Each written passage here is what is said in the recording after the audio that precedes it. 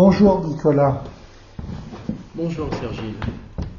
Ah, tu t'appelles Nicolas Robin, c'est ça? C'est ça. Donc tu es poète. Poète, un petit peu historien, un petit peu reporter pour le Progrès. Oui. Et puis philosophe, mais plus pour moi, Oui. puisque je n'ai pas édité de philosophie jusque-là. D'accord. Tu as écrit des livres d'histoire aussi? Ah non, je n'ai pas écrit de livre d'histoire, mais j'ai fait des études d'histoire. Oui. Tu as fait quoi comme études? Master 2 d'histoire médiévale. À Lyon? À Lyon 2, Lyon 3, oui. Ça t'a plu beaucoup? C'était le master surtout, oui. Le DUG, ils m'ont dit que j'étais arrivé major. Oui. Et puis le master, ça m'a semblé facile. Voilà. Après, il y a eu je les ai faites en deux temps. Premier moment de 2000 à 2003. Et puis ensuite, j'ai repris 13 ans après D'accord. mes études pour finir le master. Alors, reprenons au début. Tu es né à quel endroit? Je suis né à Lyon 9e. Je suis vraiment régional de l'étape. D'accord. T'as quel âge? 42 ans.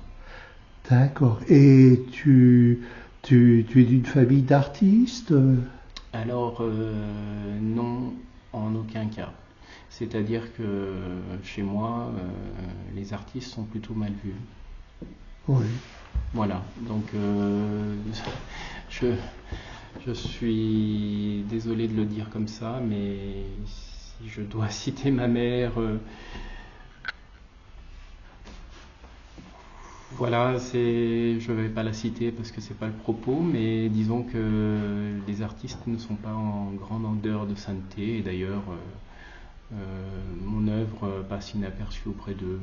D'accord. Et comment tu as découvert le monde de l'art d'une manière générale? Comment j'ai découvert le monde de l'art? Petit? À l'école? Comment j'ai découvert le monde de l'art?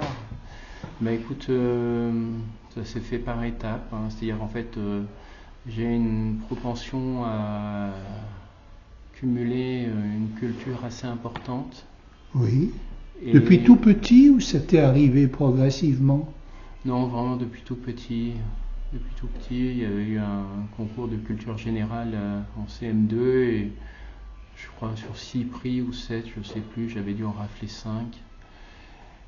Et puis je me suis fait racketter 2 prix. Voilà, donc. T'étais à l'école à quel endroit? À Fleurieux-sur-l'Arbrelle. D'accord. D'accord. Donc tout petit, tu étais avide on va dire de l'entourage ou bien de choses particulières? De connaissances, mais si tu veux, je ne forçais pas, hein. C'est-à-dire que ça s'imprimait en moi de manière assez spontanée. Je posais pas mal de questions et puis, si tu veux, c'était vraiment une imprégnation qui se faisait naturellement.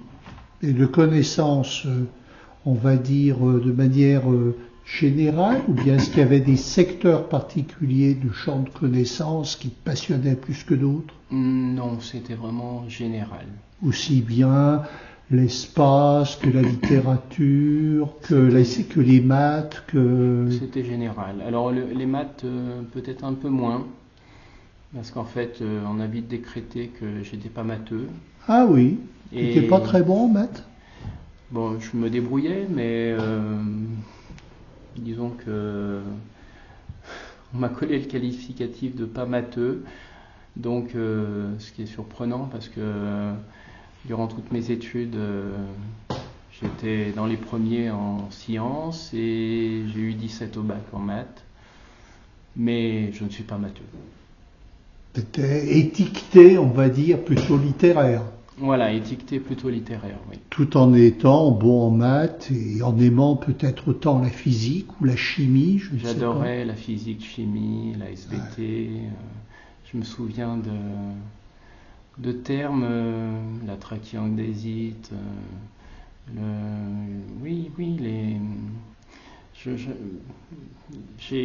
j'adorais vraiment toutes ces disciplines, toutes ces matières et Et j'aime encore.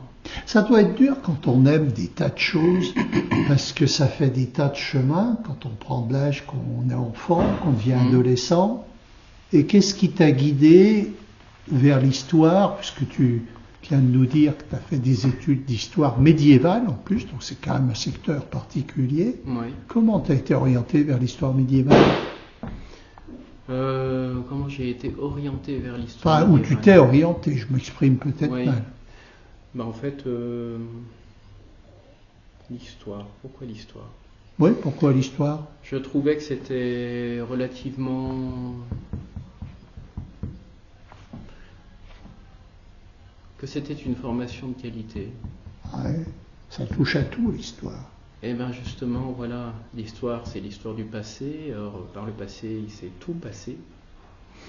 Ouais. Et donc, si tu veux, par le biais de l'histoire, je pouvais accéder à tout, toutes les disciplines. Et d'ailleurs, à la fac, ou même au cours des études précédemment, il m'est arrivé de faire de l'histoire, même scientifique, ou de l'histoire linguistique, de l'histoire de l'art. C'est merveilleux.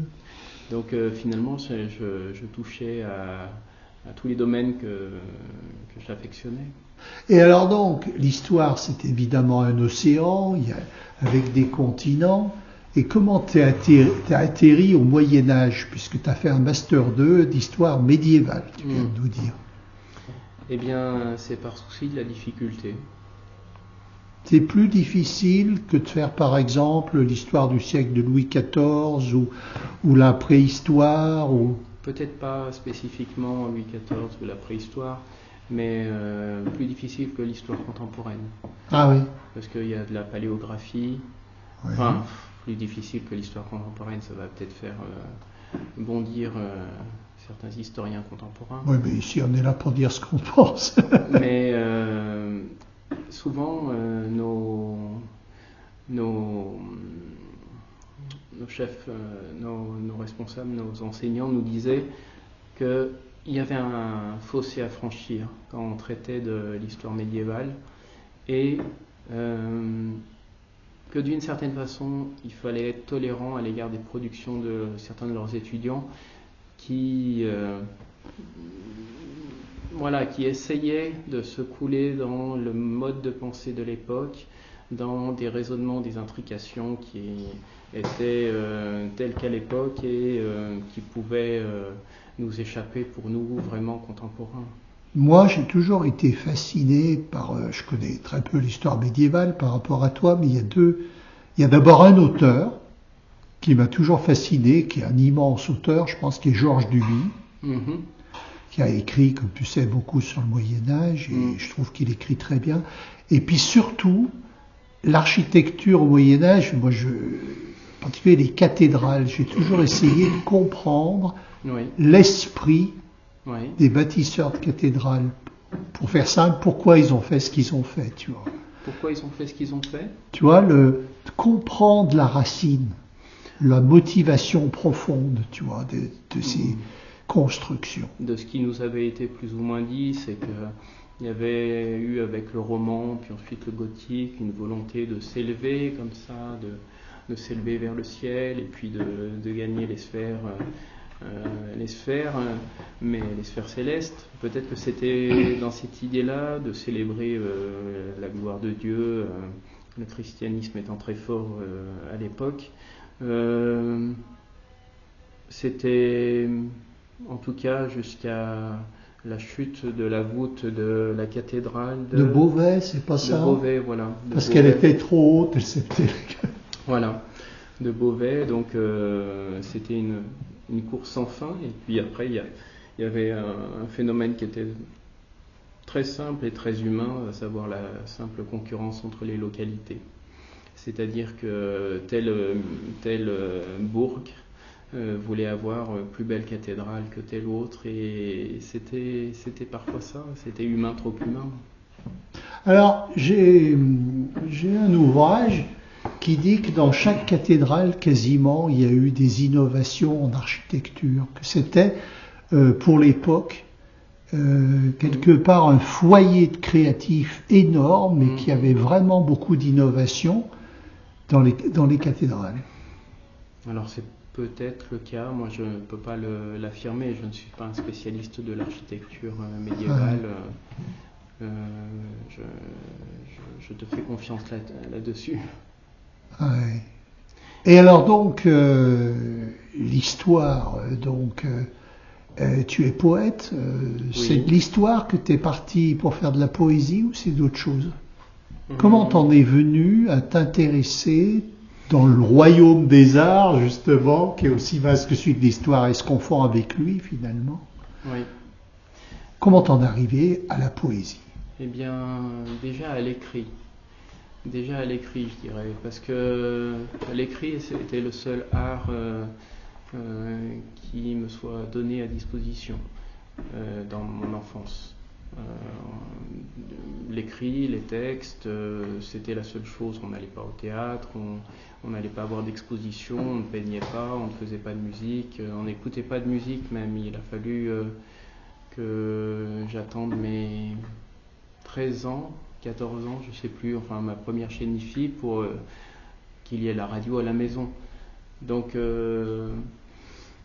si tu veux, mon biais d'accès à l'art s'est fait par le biais de l'écrit. Voilà. Et ensuite, pourquoi la poésie Pourquoi la poésie? Je crois que ça m'a toujours été facile. Ça m'a toujours été facile, donc c'est comme de l'eau, si tu veux, à partir du moment où elle trouve une cavité, elle s'y infiltre, elle s'y engouffre. C'est les lois de la physique. De l'eau qui coule plus facilement pour toi que la prose, que d'écrire des textes, des essais. Alors c'est un peu différent sur les essais. La philosophie que j'écris pour moi essentiellement est quelque chose que j'ai travaillé comme un pendant pour équilibrer. Ouais. Et aussi par intérêt, et aussi par souci de défi, de challenge. Tu as écrit tes premiers poèmes à quel âge? Mes premiers poèmes remontent à la fin du collège, et puis j'ai laissé ça en plan. C'est-à-dire, tu avais quoi, 10-12 ans? Un peu plus, peut-être 13, 14. Et tu les as toujours? Non. Ces textes-là ont disparu, je ne sais plus où ils sont. Ouais. Mais en revanche, voilà. C'est-à-dire qu'en fait, comme il n'y avait guère d'autres alternatives, si tu veux, on se consacrait à travailler sur le plan scolaire. Et je m'y suis remis tardivement pour ce qui est d'un auteur, vers l'âge de 20 ans. Mm-hmm. Vers l'âge de 20 ans où j'écrivais pour moi en marge de mes études.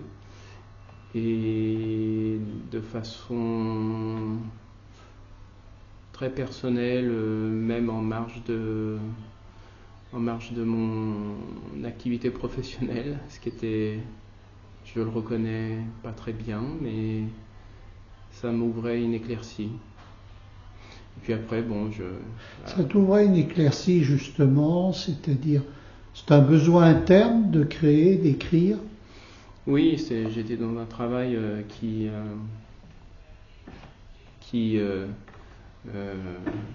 vraiment mettait sous le couvercle toute créativité. Et finalement, la poésie me permettait de faire œuvre de créativité, celle-là même que je ne trouvais pas quotidiennement autrement. D'accord. Et au niveau de l'inspiration justement créatrice, est-ce que c'est surtout des idées qui te viennent, tu as l'impression, de l'intérieur de toi-même, ou au contraire, est-ce que c'est la résultante de rencontres autour de toi, d'événements, d'objets, de personnes, de je ne sais quoi? Est-ce que c'est les deux? Comment tu sens Qu'est-ce qui fait que tu vas prendre ta plume pour écrire? Alors, la plume, je peux la prendre à tout moment, c'est à flot continu. Ah bon? Oui, du moment que je m'y mets, ça vient. Ah bon? Voilà. Il Et n'y a pas à discuter, c'est comme ça. Et c'est d'une spontanéité qui ne se fait pas attendre. Par contre, en ce qui concerne l'inspiration même, je dirais qu'elle relève davantage de mon fort intérieur, tandis que les événements extérieurs, ce n'est pas que je m'en désintéresse, mais je les trouve très éphémères et très sporadiques, ce qui fait que finalement je ne suis pas un écrivain de l'actualité. c'est bien, tu es intemporel. Voilà, si je devais plus me définir, je dirais intemporel. Voilà, c'est pour ça que des fois je fais des références à des mythes anciens. Je m'aventure dans le temps, dans l'espace, mais depuis mon chez-moi. Est-ce que ça veut dire que tu te sens relativement étanche aux événements actuels qui sont assez dramatiques, ou est-ce que ces événements interviennent quand même d'une autre manière? Comment tu te situes par rapport à l'actualité? Même si tu es intemporel, tu es quand même incarné en 2023. Et est-ce que tu penses que ce drame humain que nous vivons, quelque part, se retrouve tout de même dans ton œuvre? Alors, non, le terme que tu as employé me semble le bon, étanche me semble le bon. Oui. Je ne pense pas avoir d'acquaintance particulière vis-à-vis de mon siècle, si ce n'est en termes de prise de conscience, mais qui est très ancienne chez moi, concernant la dégradation de l'environnement. Donc ça voudrait dire que si tu avais vécu au Moyen-Âge, par exemple, tu aurais écrit à peu près la même chose. Peut-être pas au Moyen-Âge, mais au 19e. Ah oui, et justement, tu dis le 19e, on sait que c'est une période très riche en poètes. Enfin, toutes les périodes sont riches, mais le 19e est avec des géants comme Victor Hugo, etc. Est-ce qu'il y a des périodes poétiques qui t'intéressent plus que d'autres quand tu lis les poèmes des autres? Ça, c'est la première question. Oui. Et est-ce que tu penses que ton écriture est influencée quelque part par d'autres poèmes, comme des peintres peuvent être influencés par d'autres peintres, tout en ayant, bien sûr, leur génie propre? Je suis persuadé que rien ne naît ex nihilo. Moi aussi. Que finalement on n'est que le produit d'une longue chaîne de causes et de conséquences. Oui. Et que finalement celle-ci constitue comme un substrat qui au final donne lieu à créativité ou pas d'ailleurs, c'est pas la question. Mais si je devais me rapprocher de... Oui, après, je dirais que mes auteurs de référence, ça reste Baudelaire, ça reste Verlaine. Rimbaud est déjà plus soumis à suspicion. Et tu as fait des études d'histoire médiévale. Est-ce que des poètes comme Louise Labbé, par exemple, est-ce que Ronsard, Du Bellay, Villon, est-ce que ces auteurs, tu les aimes? Sûr. Oui, bien sûr, oui. Villon, oui. Mais t'influencerait peut-être moins que ceux du 19e alors. Complètement, oui. Déjà parce que en termes de forme, les formes ont évolué, les formes poétiques ont évolué. Et je me retrouve plus dans les formes poétiques canoniques du 19e. Alors la forme, justement, oui.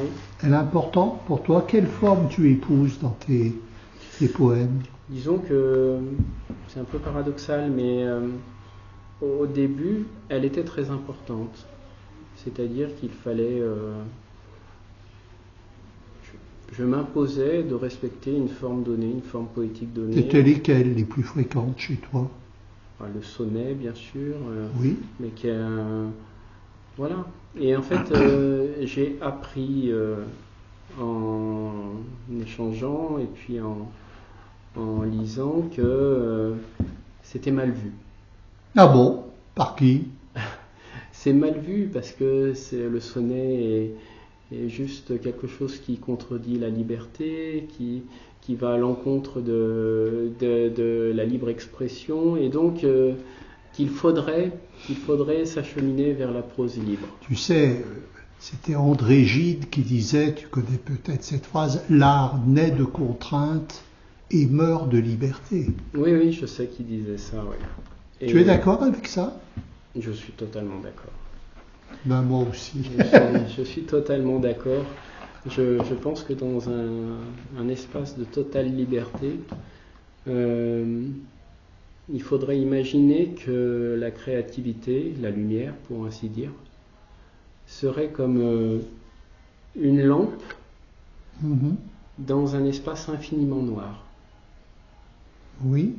Et donc sa lumière s'éloignerait du centre et indéfiniment, au point de ne rencontrer aucun obstacle et au point de ne plus constituer aucune lumière. Et ce que tu dis là, c'est très intéressant parce que ça fait penser bien sûr à des conceptions spatiales que l'on a aujourd'hui, et quelque part, on est en dehors du temps. C'est-à-dire que l'énergie, la lumière, si tu es dans un noir total, au niveau des repères, il n'y en a quasiment plus. Et justement, j'ai lu quelques-uns de tes poèmes que j'apprécie beaucoup. Est-ce que tu peux nous parler du temps? Comment le temps, ce que le temps est pour toi, est-ce qu'il est dans ton œuvre? Alors pour moi, le temps est avant tout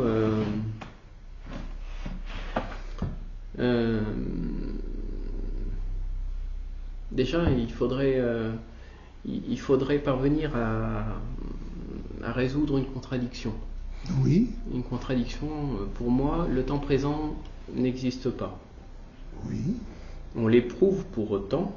Oui. Parce que nous sommes bien présents à nous-mêmes, oui. Nous discutons, nous sommes physiquement présents, on peut se toucher, on peut toucher l'autre, on peut regarder, on éprouve le temps présent par notre existence.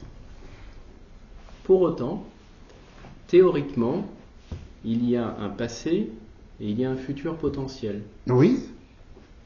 Si tu prends le temps présent, il pourrait être symbolisé par le chiffre 1.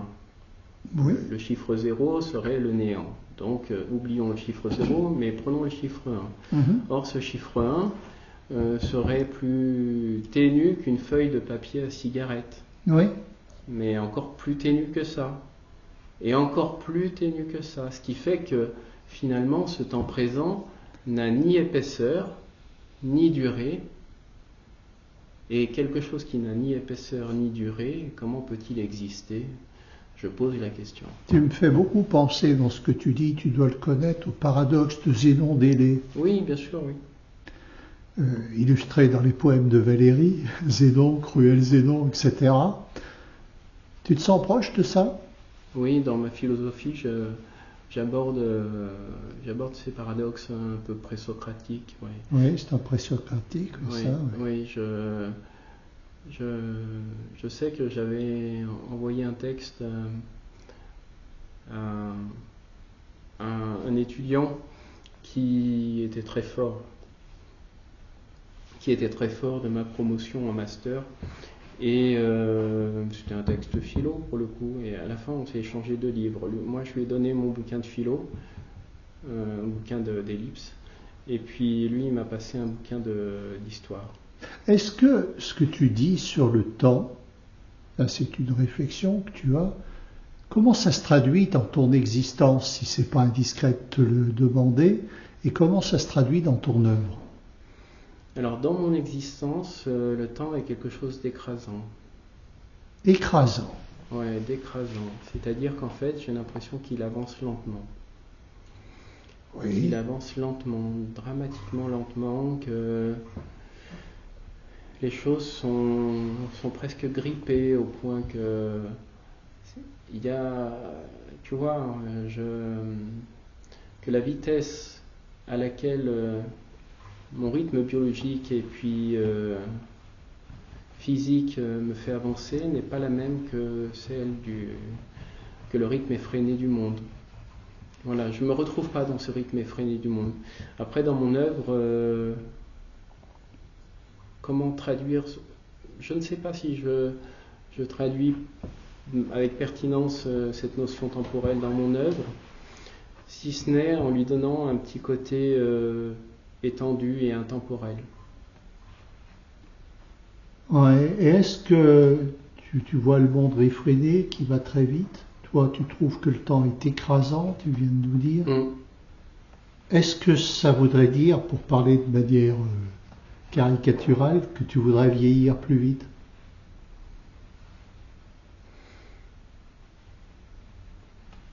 Est-ce que tu voudrais que ton temps... J'ai compris, oui.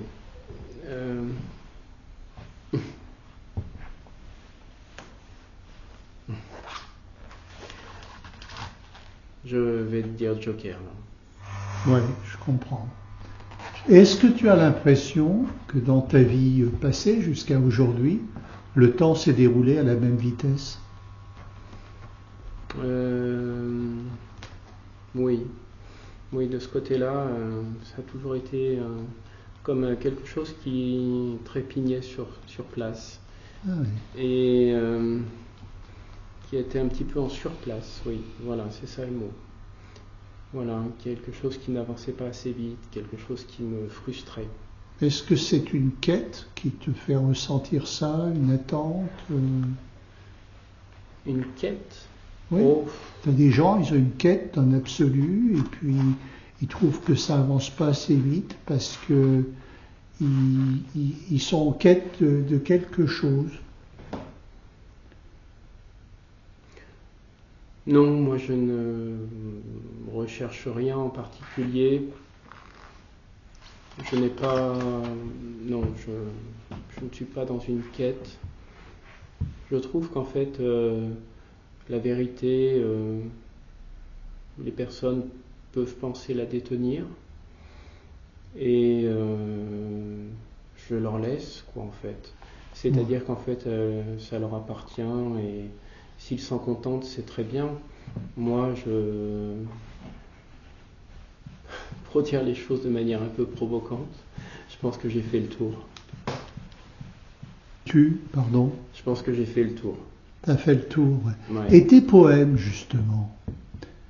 Tu as écrit des poèmes, tu as des ouvrages à côté de toi, qui, je suppose, couvrent une longue période de temps, justement. Non, juste 6 ans. 6 ans. Oui. Bon, mais ces poèmes, ils ont été écrits dans le temps. Oui. Et quel est le rapport entre ce que tu viens de nous dire sur le temps, sur ce que tu ressens, etc., et ton œuvre poétique? Quel est le temps des poèmes? Non, il n'y a pas vraiment de temps des poèmes, il y a juste des poèmes au fil de l'eau, quelque chose d'assez au jour le jour. Voilà, c'est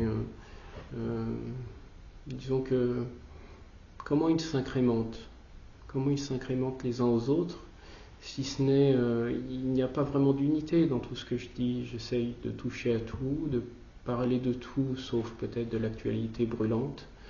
Il n'y a pas des thèmes qui reviennent de manière plus récurrente dans tes poèmes? Si, il y a bien quelques thèmes. Il y a, Lesquels? eh bien, le thème de l'eau, le thème des vieilles campagnes, des vieilles villes de Paris, très 19e. Certains thèmes mythologiques de Grecs. Peut-être aussi l'amour, la mort. Voilà, les thèmes. Oui, donc des thèmes finalement Assez classique. Très classique, oui. Et toute cette écriture, tu viens de nous dire que c'est sur 6 ans que tu as écrit ça. Oui. Donc 6 ans, excuse-moi d'être... Il y a un début et une fin. Pourquoi tu veux plus écrire maintenant? Non, c'est pas ça. C'est que je n'ai pas l'argent nécessaire pour publier d'autres livres. Ah, d'accord. D'accord. Parce que je suis à compte d'éditeur, certes, mais il faut quand même avancer le prix de 40 livres. Oui, parce que tes poèmes sont magnifiques. Je ne peux pas financer d'autres ouvrages pour le moment. D'accord. Bon, si tu veux, est-ce que tu souhaites qu'on aborde d'autres aspects? Là, actuellement, donc, tu n'écris plus pour les raisons que tu viens de nous dire, hein, c'est ça? Alors, je continue à écrire, mais je ne publie plus. Ah, tu continues à écrire. Tu ne publies plus pour des raisons financières, mais tu continues à écrire. Tu as dit tout à l'heure que tu écrivais de façon spontanée, que c'est pas par flash, en quelque sorte, hein, c'est-à-dire tu te mets à ta table, tu écris. Alors, puisque l'eau coule en quelque sorte toutes les fois, le verbe coule toutes les fois que tu te mets à ta table, j'ai envie de te poser une question, c'est qu'est-ce qui te fait mettre à ta table pour écrire? Puisque le problème n'est pas dans l'inspiration, il est dans le fait d'ouvrir le robinet finalement. Eh bien, peut-être tout simplement l'idée que cela sauve une journée. Cela sauve une journée Cela fait en sorte que la journée n'aura pas été complètement perdue.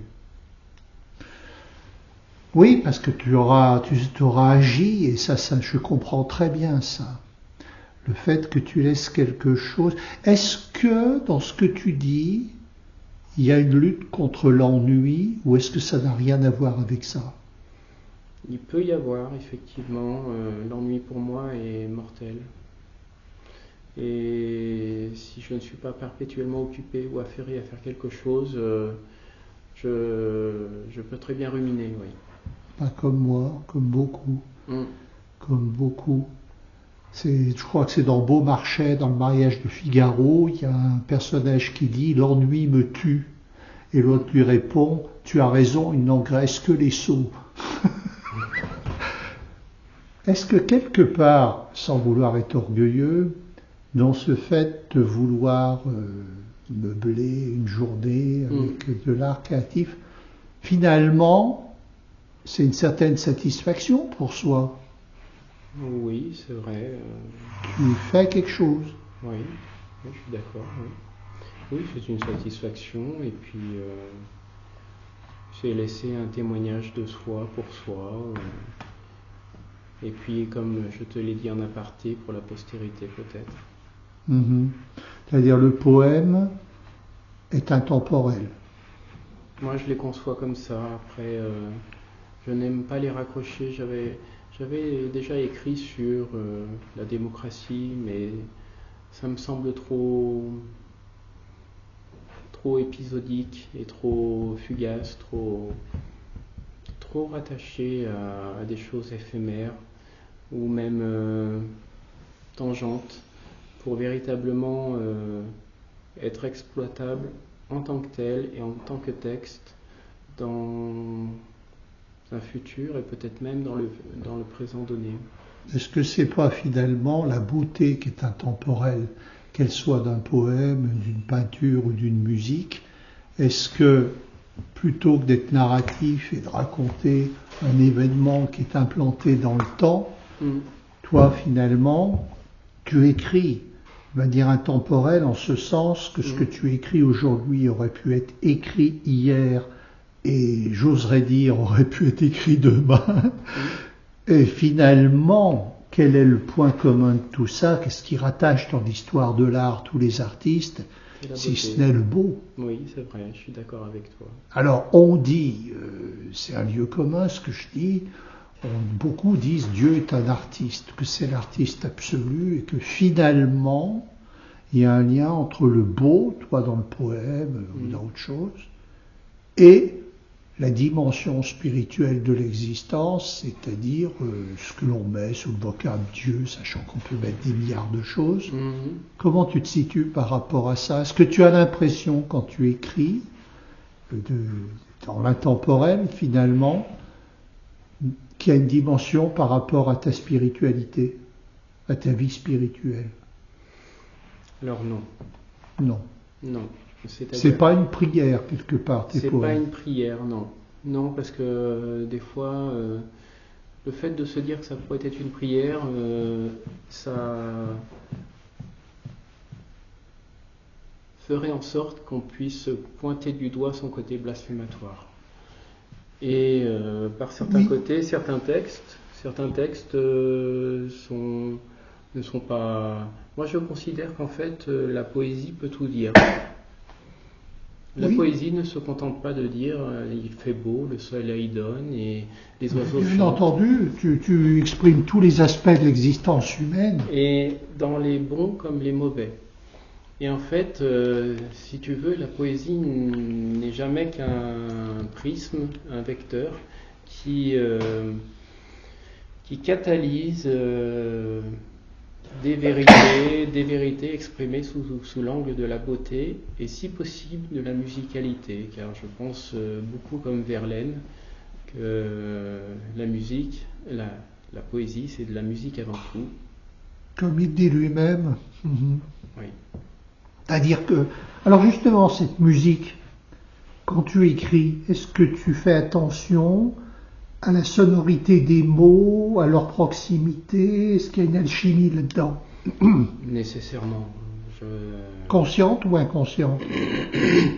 Elle est presque, elle s'impose à moi. C'est-à-dire qu'en fait, je ne peux pas écrire de la poésie sans lui insuffler une musicalité, ce qui s'appelle de la prosodie. Et partant de là, je fais attention, bien sûr. Des fois, ça part de choses toutes simples. Si on devait galvauder ça, on dirait que ce sont des jeux de mots. Mais c'est plus que ça. C'est jouer avec les mots, jouer avec les sonorités, bien sûr, jouer avec les sens dans un second temps, et peut-être même proposer différentes lectures à un même texte, si quelqu'un veut bien le lire plusieurs fois. Donc ça fait plusieurs dimensions, tu regardes le sens, tu regardes les mots qui s'accordent. Donc tout ça c'est très complexe, mais en même temps tu écris facilement. Donc on peut penser que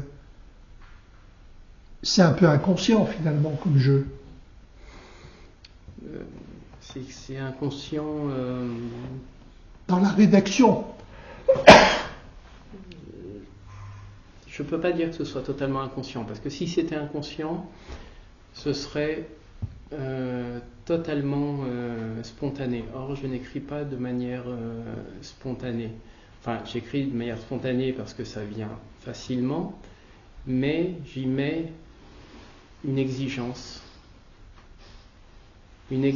du travail bien fait et une recherche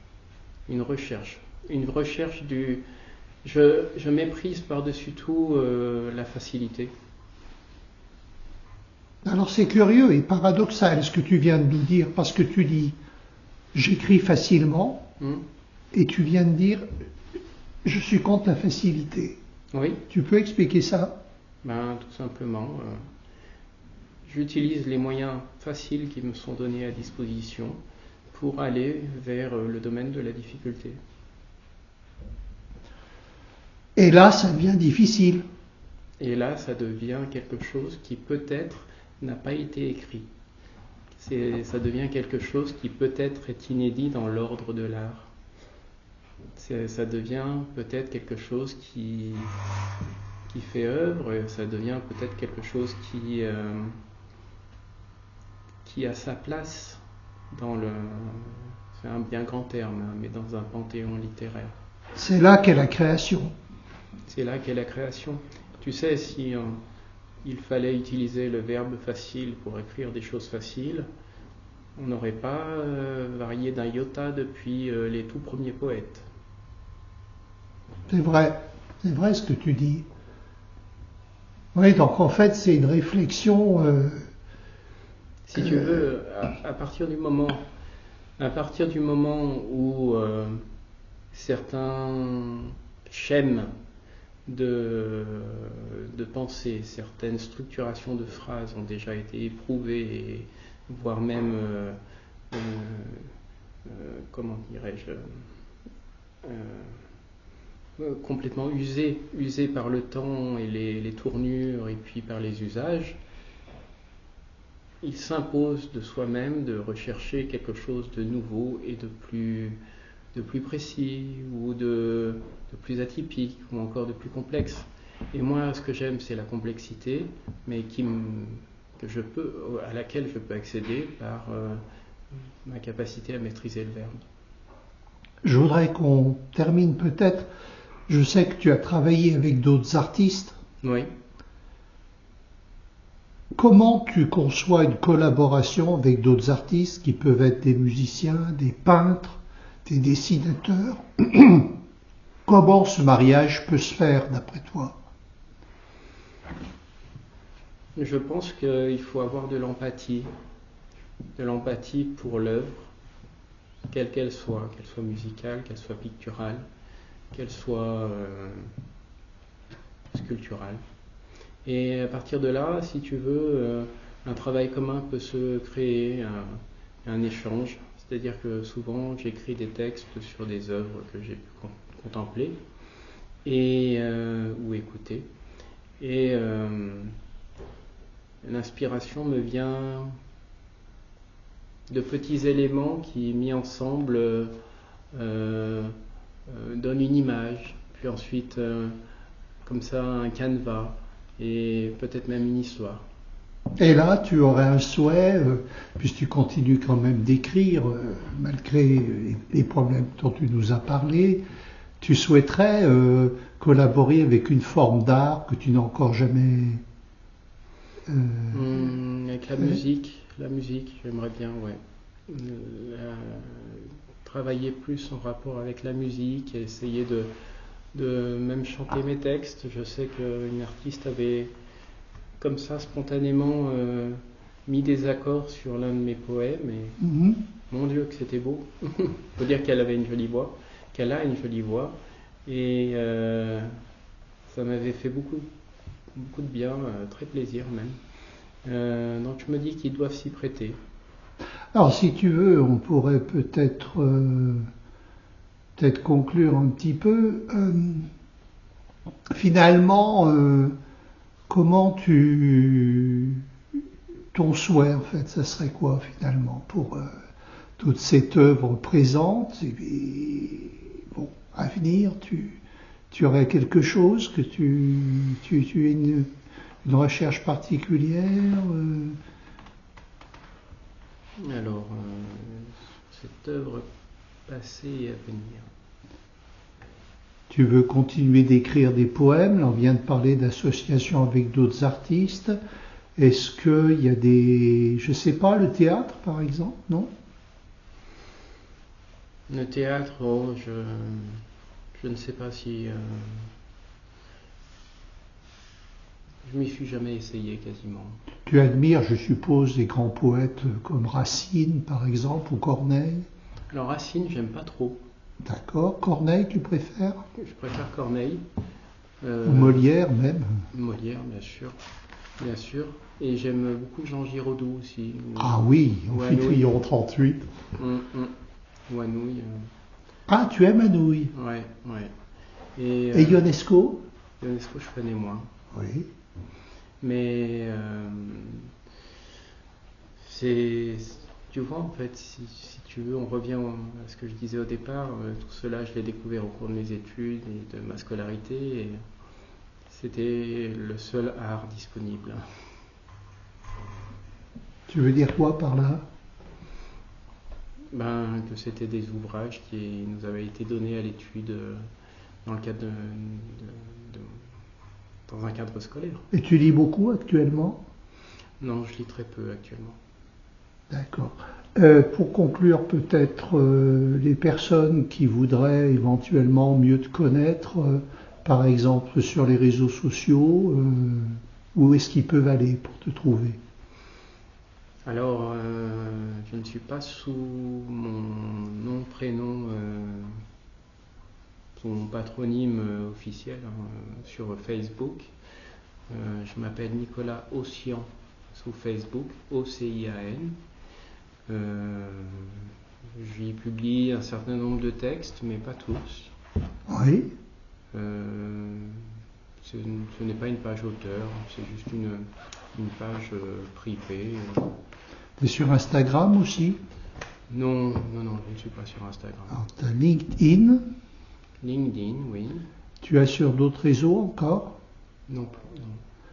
D'accord. Et sinon, tu as un site internet où on peut trouver des poèmes? Non, je n'ai pas de site.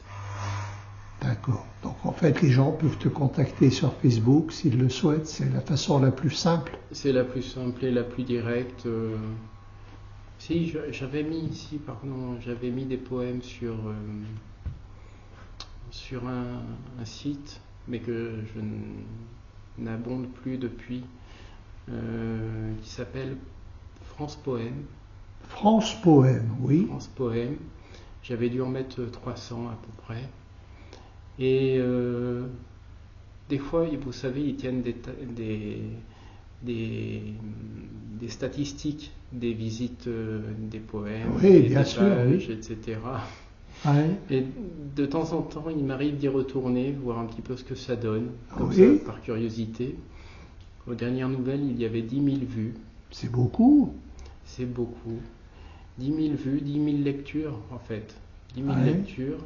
Et ce qui est très surprenant, c'est que quasiment tous les jours, un de mes poèmes est lu par quelqu'un. Je pense personnellement qu'ils sont beaux. Moi, j'avoue que j'aime énormément ton œuvre. Enfin, ça n'engage que moi. Ouais. Mais ça ne m'étonne pas.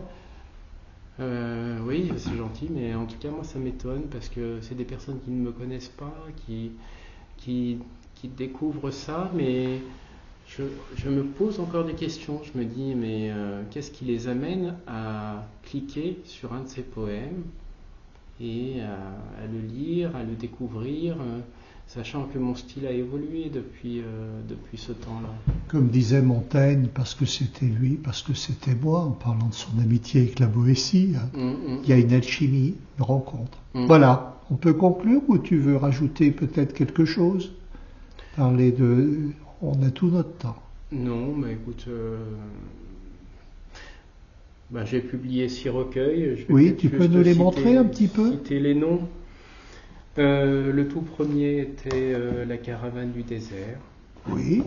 Qui aurait dû s'appeler La caravelle du désert. T'es en quelle année?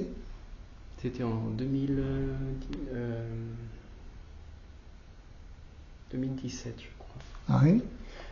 Qui aurait dû s'appeler La caravelle du désert, et puis finalement le titre a changé. Ensuite est venu On est comme on est en 2018. Oui, avec Botticelli derrière. Et ce que j'aimais bien là-dedans, c'est que on pouvait entendre sur le plan sonore On est comme on est sous tous les orthographes. Ah oui. On peut inverser, on peut mélanger, et j'aime beaucoup ce genre de choses. Vient ensuite Tout de go, qui vient de l'ancien français, qui veut dire tout de gobe, donc d'un seul coup, et qui comporte des poèmes plus façon Verlaine, des 6 ans. Oui. Un recueil de poèmes que j'assume moins peut-être, qui s'appelle Tristessement, vieux morceau de poésie, qui comporte de bons poèmes, de bons textes, mais qui étaient des versions que j'ai reprises finalement, qui n'étaient pas destinées à une publication sérieuse. Pour autant, il y en a certains qui sont quand même potables. Aïe.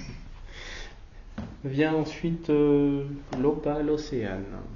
Alors L'Opale Océane, dont la gestation fut longue, il est peut-être paru en 2019, ou 2020, non, 2020, qui comporte des textes sur Marine l'Orphelin. l'OPA, l'orphelin, Oui, l'Océane, Marine. dont j'ai beaucoup entendu parler parce que Marine l'Orphelin, comme tu sais, est à la fois Miss France et fait des études de médecine Je sais, oui. et elle était de la promotion de mon fils. Ce qui n'est pas commun. Elle est maintenant généraliste à Paris, je crois. Oui, oui. Et- Tu l'as connue? Ah non. j'ai Parce pas qu'elle eu- était sur Lyon. J'ai pas eu cette chance ou. Oui, cette chance, on va dire. Elle a d'ailleurs fait pas mal d'émissions avec Michel Simès de D'accord. santé. Non, je ne suis pas toute son actualité, tu sais. Ah. Et puis le dernier qui est un livre probablement que je ne vendrai jamais, mais qui a été publié. Et qui En est quelle année? En 2021, Oui. je crois que c'est ça. Et comment s'appelle-t-il? Alors le titre est poétique hein, en soi, mais il peut faire peur. Je préviens tout de suite, 2022. Je préviens tout de suite que ce titre peut faire peur. Il a été conçu au tout départ durant le premier confinement et ce qui s'ensuit. En 2020, donc. Non, oui, enfin, les prémices. Oui. Les prémices. Ah, 2019, début 2020. 2020, ouais. Et il est publié en 2022 et il s'appelle Les Arcanes Macabres. Ah oui. C'est particulièrement parlant. Les Arcanes Macabres. Et si tu veux, c'est un texte où j'avais ouvert les vannes du côté de la noirceur. Voilà, j'avais vraiment ouvert les vannes, mais tout en essayant de retirer quelque chose de beau. C'est le fil conducteur. Et ces livres, on peut se les procurer aujourd'hui? On peut se les procurer uniquement Auprès de l'auteur. Si des Soit- personnes t'écrivent sur Messenger, par Oui. Facebook. auprès de moi, oui, ça c'est possible. Ou alors sur le site Edilivre et pour le dernier, le lys bleu. Le dernier, tu dis? Le lys bleu. Le lys bleu, Oui, oui. L-Y-S, plus loin bleu. D'accord, il y a un site, ils peuvent commander. C'est des éditeurs numériques. Bon, on va peut-être s'en rester là. Très bien. À bientôt, Nicolas, et merci pour cette interview. Merci à